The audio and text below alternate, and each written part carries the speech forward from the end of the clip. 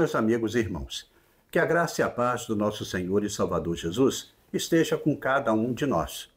Começamos aqui mais uma edição da revista Palavra e Vida, produzida pelo Departamento de Educação Cristã, juntamente com o Departamento de Comunicação da Convenção Batista Fluminense. Essa revista foi escrita pelo pastor Alonso Castro Colares Júnior, com o título A Centralidade de Cristo, com base na carta aos Hebreus. Mas antes, não esqueça de se inscrever no nosso canal, no botão aqui embaixo, onde está escrito Inscreva-se. Curta, deixe o seu comentário, acione o sino das notificações e compartilhe. Toda semana nós estaremos publicando aqui uma nova lição para estudarmos juntos. A lição de hoje é a lição de número 7, que traz o título Segundo a Ordem de Melquisedeque, e que tem um texto base em Hebreus 7, do versículo 23 ao 28, o qual estaremos lendo para a nossa introdução neste momento. E o texto, ele nos diz assim: Ora, daqueles sacerdotes tem havido muitos, porque a morte os impede de continuar em seu ofício. Mas visto que vive para sempre, Jesus tem um sacerdócio permanente. Portanto, ele é capaz de salvar definitivamente aqueles que por meio dele aproximam-se de Deus, pois vive sempre para interceder por eles.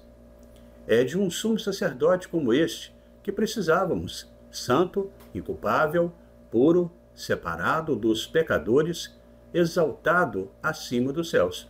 Ao contrário dos outros sumos sacerdotes, ele não tem necessidade de oferecer sacrifícios dia após dia, primeiro por seus próprios pecados e depois pelos pecados do povo. E ele fez isso de uma vez por todas, quando a si mesmo se ofereceu, pois a lei constituiu sumos sacerdotes a homens que têm fraquezas, mas o juramento que veio depois da lei constitui o Filho perfeito para sempre.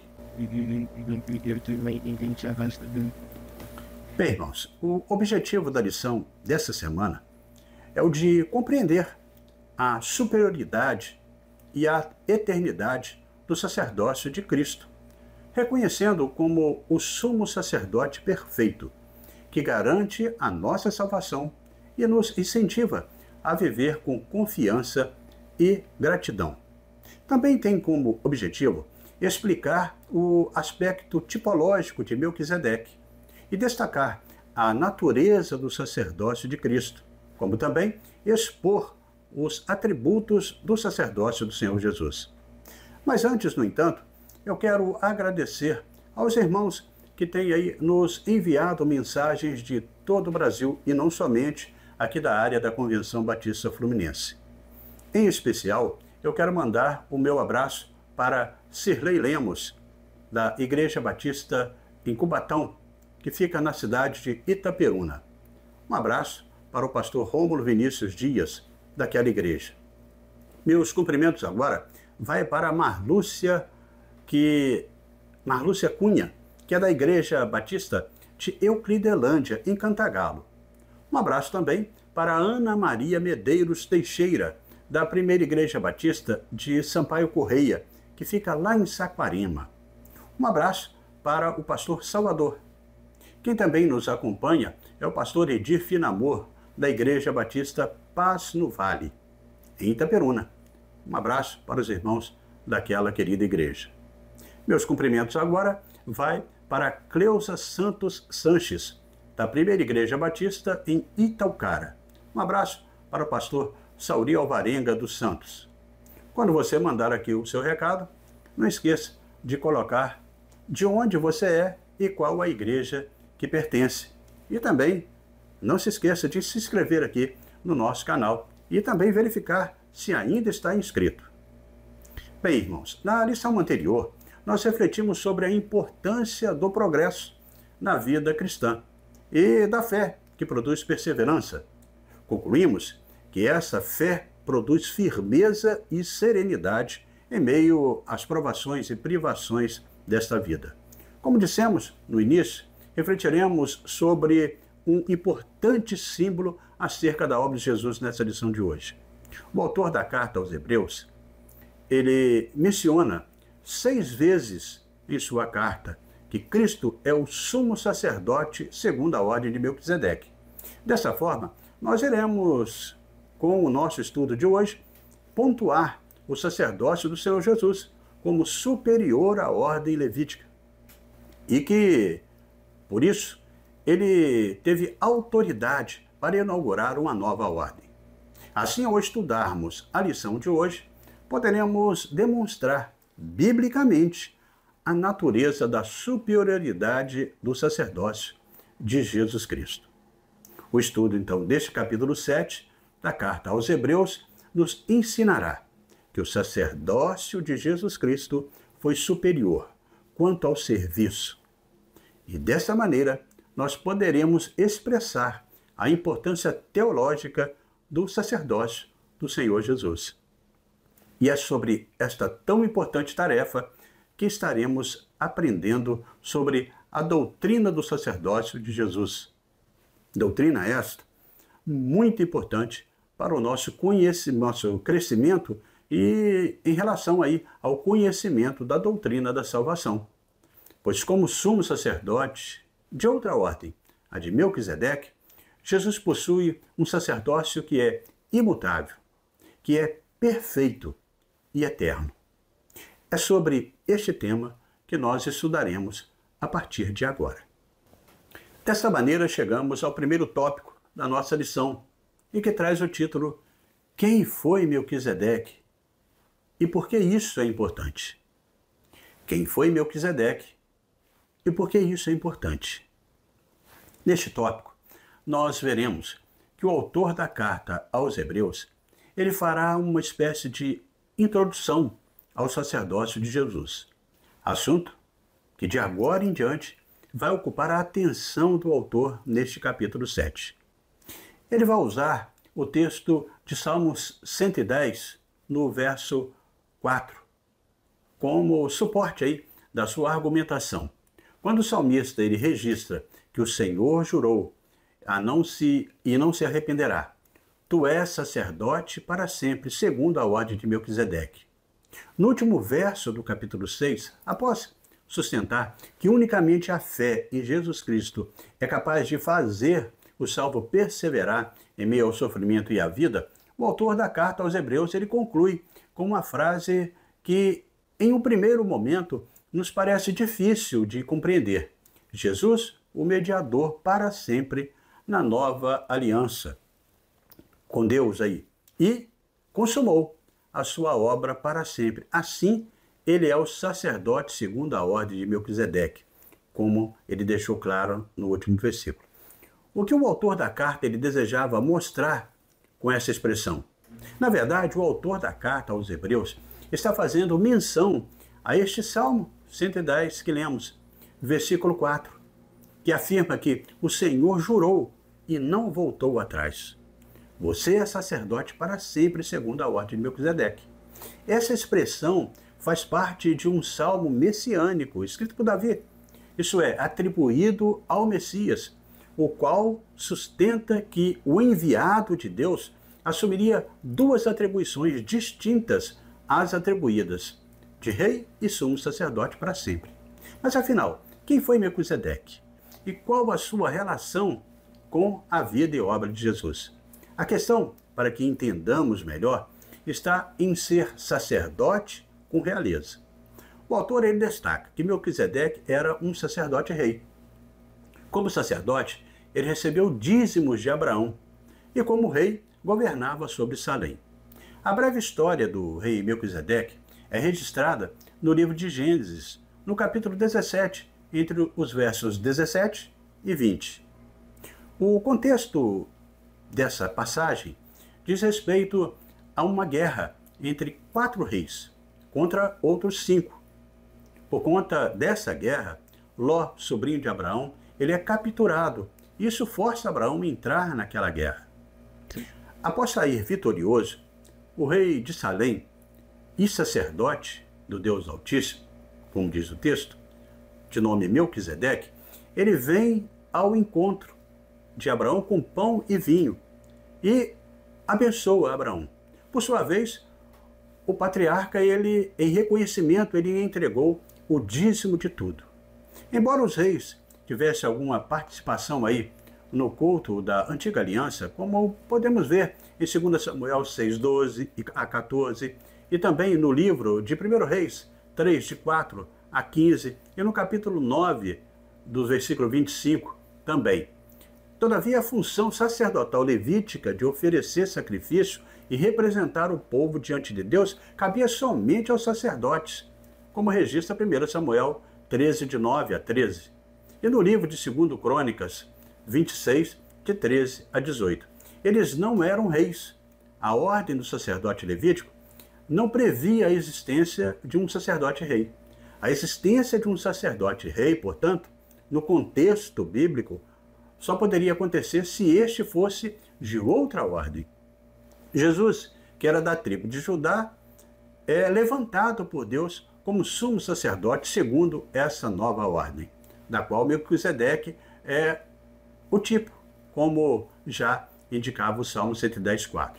Deste modo, o autor da carta aos Hebreus, ele, à luz do Salmo 110, ele afirma que o Messias é segundo a ordem de Melquisedeque, pois exerce ao mesmo tempo a função de rei e sumo sacerdote.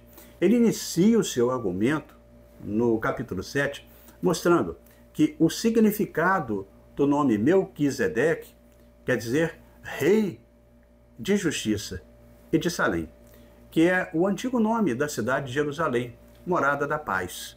É uma alusão a Jesus, que é o rei da justiça e que governa o mundo todo a partir da morada da paz, que é o céu. Justamente essa é a ideia contida aí no Salmo 110, no versículo 4. O verso 2 nos informa que o Senhor lhe enviará de Sião, ou seja, de Jerusalém, o cetro do poder, dizendo: domine entre os seus inimigos. Evidentemente, o cumprimento desta profecia se aplica a Jerusalém celestial, de onde o Senhor governa após consumar a sua obra na cruz pelos nossos pecados e ressurgir dentre os mortos e ser assunto aos céus. Por conseguinte, outra indicação que Jesus é o rei e sumo sacerdote, segundo a ordem de Melquisedeque, diz respeito à sua eternidade.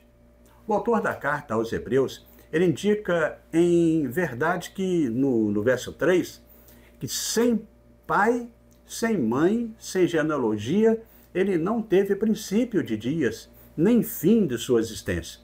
O sacerdócio levítico dependia da genealogia para se legitimar. Quem não fosse da tribo de Levi não podia oficiar como sacerdote. E é exatamente isso o que o autor quer mostrar, pois assim como o sacerdócio de Melquisedeque não dependia de genealogia para mostrar a sua legitimidade sacerdotal, da mesma forma o sacerdócio de Jesus Cristo era também legítimo por pertencer a uma ordem superior à ordem de Melquisedeque. Ora, sabemos que Jesus, o Jesus histórico, era descendente de Davi, da tribo de Judá, e descendente de Abraão. Mas o que o autor da carta quer nos mostrar é justamente a sua divindade e eternidade. Ele é o pão vivo que desceu do céu, como registra João 6:51. Voltou para lá, de lá governa e voltará para buscar o seu povo. Dessa maneira, resumimos que, como o sacerdócio de Melquisedeque, o sacerdócio de Cristo tem grande realeza e firmado na justiça, e é legitimamente divino. E dessa forma chegamos ao segundo tópico da nossa lição de hoje, e que traz o título A Superioridade do Sacerdócio de Cristo.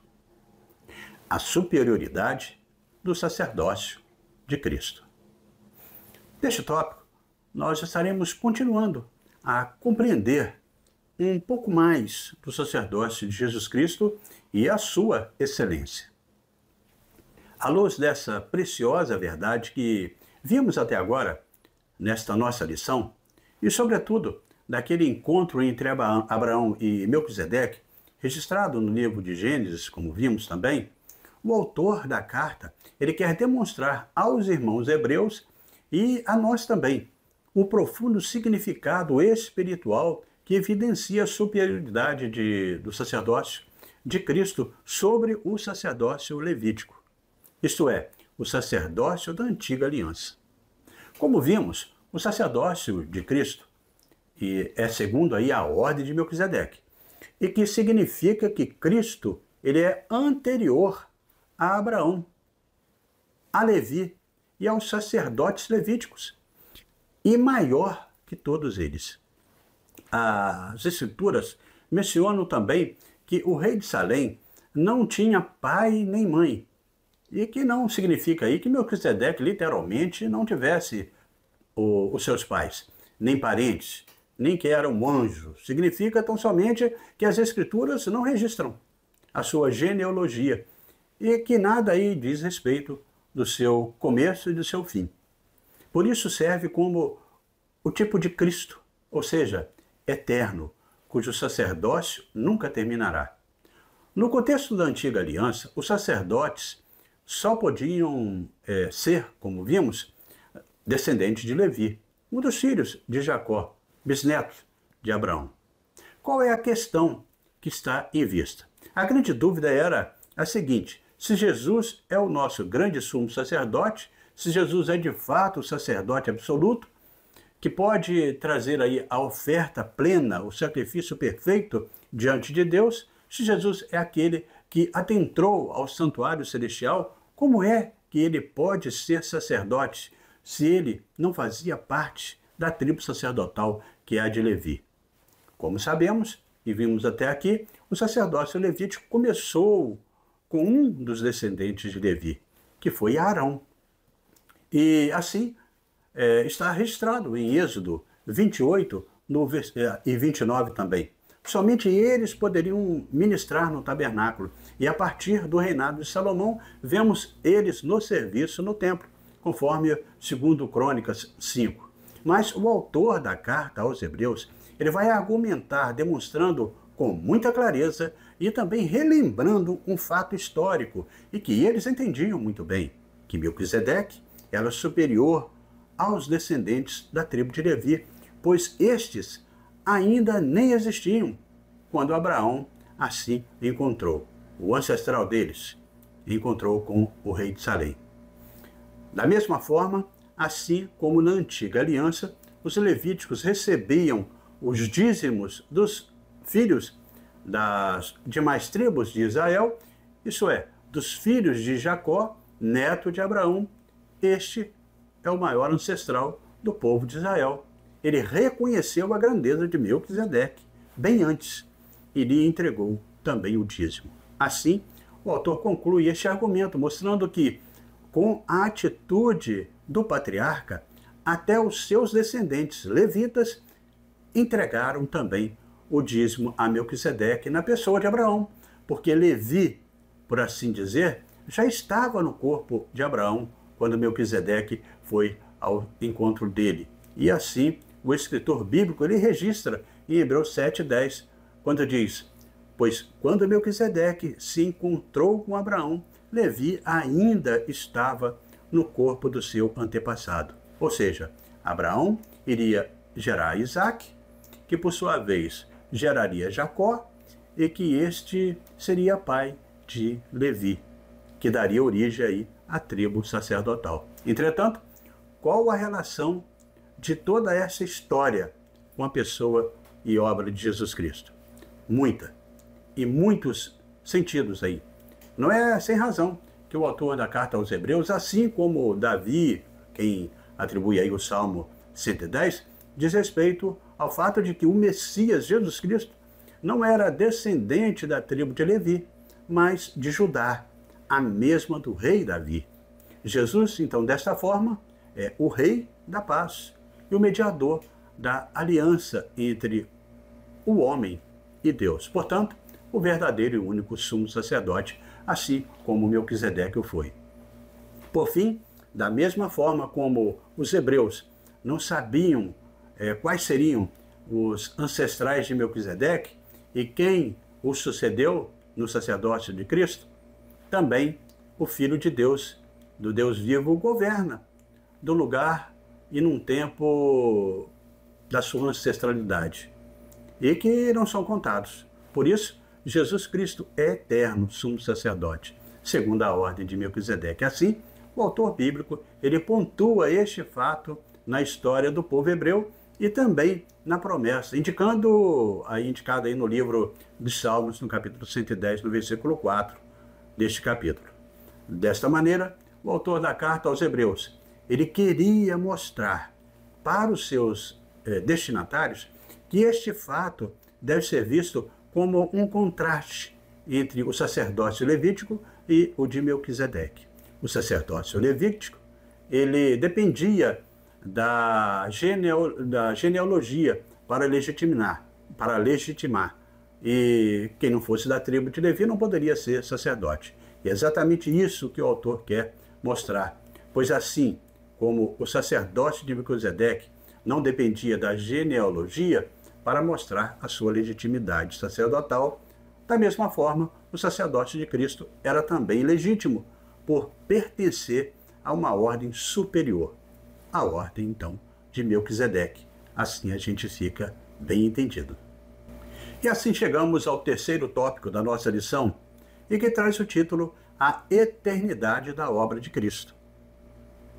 A eternidade da obra de Cristo. Neste tópico, veremos que o sacerdócio de Jesus Cristo também tem uma distinção que era muito necessário que os destinatários também entendessem. O sacrifício de Jesus para o perdão dos pecados do seu povo era um sacrifício eterno e não temporário, como na ordem levítica, que tinha que ser repetido periodicamente. Deste modo, suscita aí uma outra questão a esta altura, pois eles poderiam questionar se já havia uma aliança estabelecida pelo Senhor com o seu povo, por que houve então a necessidade de outra aliança? Ou colocando em termos mais práticos, se já existia o Antigo Testamento, por que houve a necessidade de um Novo Testamento? Essa possibilidade de questionamento também não passa despercebida pelo autor da carta aos Hebreus. Ele inicia o verso 11 do capítulo 7 da carta com o mesmo questionamento. Se a perfeição fosse possível por meio do sacerdócio levítico, pois foi com base nele que o povo recebeu a lei, que necessidade haveria ainda de que levantasse então outro sacerdote, segundo a ordem de Melquisedeque, e não segundo a ordem de Arão? O pensamento era se houve mudança de sacerdócio também. Haveria a necessidade de mudança na lei. Ciente desse provável questionamento, o autor da carta aos Hebreus, ele responde aos cristãos com três argumentos principais. Primeiramente, o autor ele sustenta que a antiga aliança não era capaz de aperfeiçoar o ser humano, pois não havia mudança de vida. Deste modo, houve a necessidade de um sacerdote constituído, não conforme a lei de mandamentos carnais, mas segundo o poder de vida, que não tem fim. Assim, ele registra em Hebreus 7,16. Ele queria mostrar que os sacerdotes levitas, eles tinham atitudes, eles tinham finitude, eles não eram eternos. Em segundo lugar, o autor ele argumenta que a perfeição não poderia ser obtida nem mesmo pelos próprios antigos sacerdotes levíticos, pois eles precisavam oferecer sacrifícios até para si mesmos e depois pelo povo. Assim, nos convia um sumo sacerdote como este, santo, inculpável, sem mácula, separado dos pecadores e exaltado acima dos céus, como destaca Hebreus 7,26. Os sacerdotes levitas também eram pecadores e eles mesmos precisavam periodicamente de pedir perdão dos seus pecados e do pecado do povo. Já Jesus, como bem destaca a primeira carta de Pedro, no capítulo 2, do versículo 22 a 25, não cometeu pecado algum e que nenhum engano foi encontrado na sua boca. Em terceiro lugar, por fim, o seu argumento diz que a eternidade do Messias. Na antiga aliança, a lei constituía homens sujeitos com fraquezas e finitude da vida, como dissemos anteriormente. Mas a promessa de Deus, contida no Salmo 110, que foi escrita séculos após a promulgação dessa lei, constitui aí um sacerdote perfeito, sem pecado, segundo a ordem de Melquisedeque. Ou seja, Jesus era o Messias prometido, sem pecado, e que o seu sacrifício é eterno para o perdão dos nossos pecados. E é ele quem liga eternamente o homem a Deus. Portanto, podemos confiar no Rei da Justiça, que habita e governa a partir da morada da paz celestial. Ele também é o sumo sacerdote perfeito, sem pecado, e assim pode entrar no santuário de Deus. O Espírito Santo havia falado pela boca de Davi que seria levantado então um sumo sacerdote de outra ordem, a ordem de Melquisedeque, como vimos no Salmo 110, no versículo 4. Se uma nova ordem se instauraria, consequentemente a antiga passaria. E assim será que todo o sempre. Louvado então seja nosso Senhor Jesus Cristo, o sumo sacerdote, segundo a ordem de Melquisedeque. E neste caminhar, irmãos, chegamos à conclusão desta 7ª lição deste 4º trimestre da revista Palavra e Vida. Na lição dessa semana, aprendemos ainda mais sobre a pessoa de Jesus Cristo. Ao mesmo tempo que ele é o sumo sacerdote eterno, ele é a oferta eterna para o perdão dos nossos pecados junto a Deus. A pessoa de Jesus Cristo é a grande resposta de Deus para todo o problema da humanidade, que é o afastamento que se deu entre o homem e Deus. Lá no Jardim do Éden, quando Adão e Eva, eles decidiram desobedecer ao Senhor.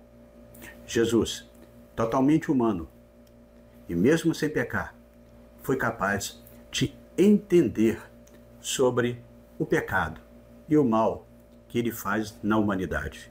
Ele é totalmente divino e, como tal, é o único capaz de nos levar até o Pai. Ele é profeta e, como tal, anunciou tudo o que aconteceria e o que vai acontecer.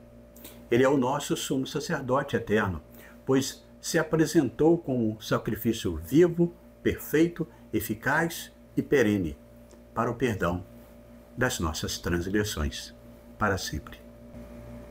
E desta forma chegamos ao nosso momento para pensar e agir, com 3 reflexões propostas pelo pastor Alonso Castro Colares Júnior. Na primeira reflexão, você tem colocado a sua confiança no Rei de Justiça, Jesus?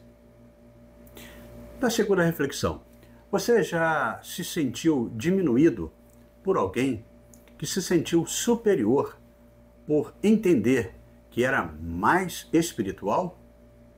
Como você lidou com isso? Na terceira e última reflexão, você pensa na eternidade quando se depara com este mundo de injustiças e angústias?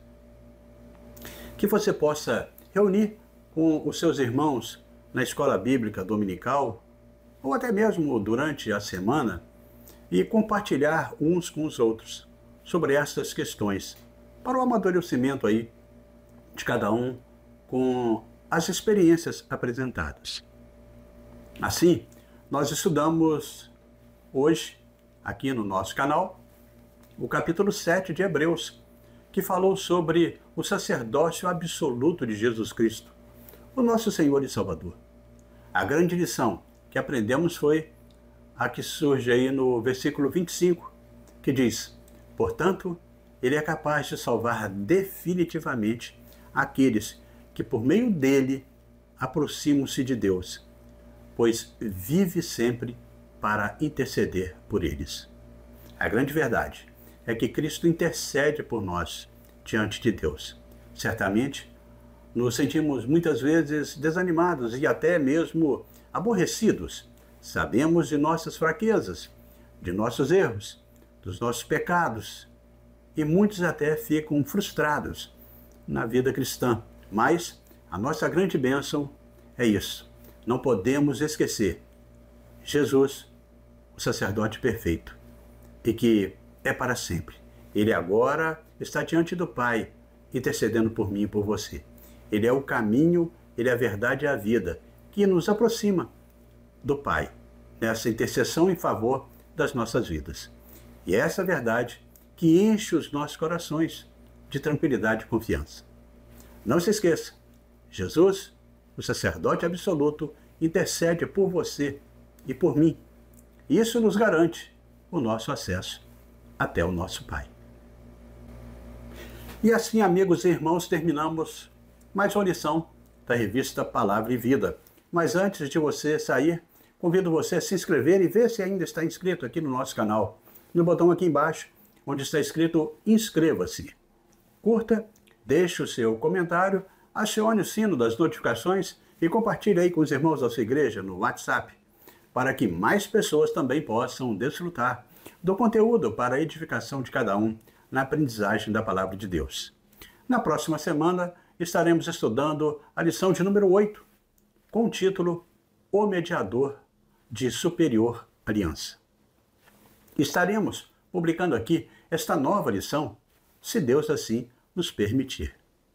Amém?